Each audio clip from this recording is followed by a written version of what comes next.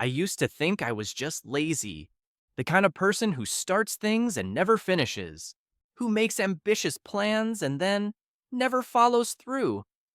I'd watch others keep moving, achieving, but then one fine day, it hit me.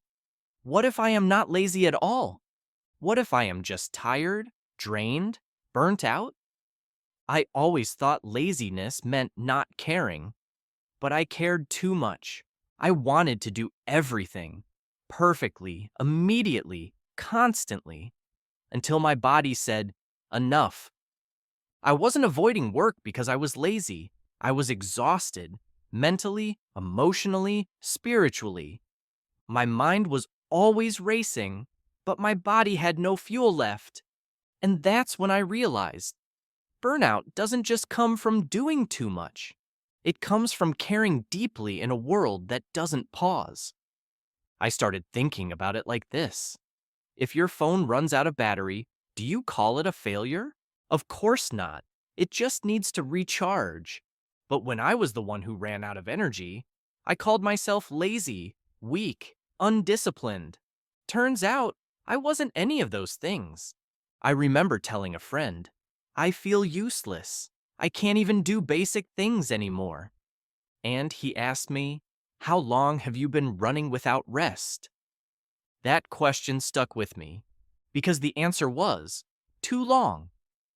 Once I recognized it was actually burnout, I stopped doing these three things. 1. Calling myself lazy. That label digs deep. Repeating it doesn't make you better, it just makes you believe it. 2. Comparing my hardest days to someone's highlight reel, because what you see online is curated, filtered, it's not the full story. 3. Trying to hustle my way out of exhaustion.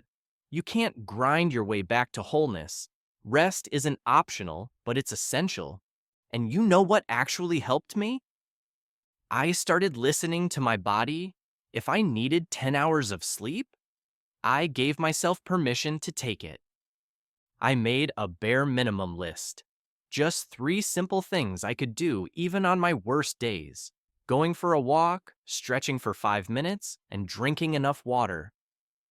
I scheduled joy, not just tasks. Not everything had to be productive. I included some things that could be healing for me. Because burnout doesn't always show up loud.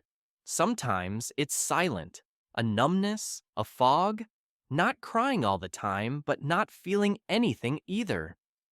And that's where I was. Not drowning, not swimming, just floating, surviving, but not living.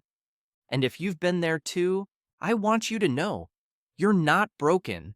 You're not lazy. You're just tired of pretending to be okay. Healing didn't happen all at once for me. There was no perfect morning routine that saved me. No 5-step hack. It looked more like this. 1. Saying no to things I used to force myself to say yes to.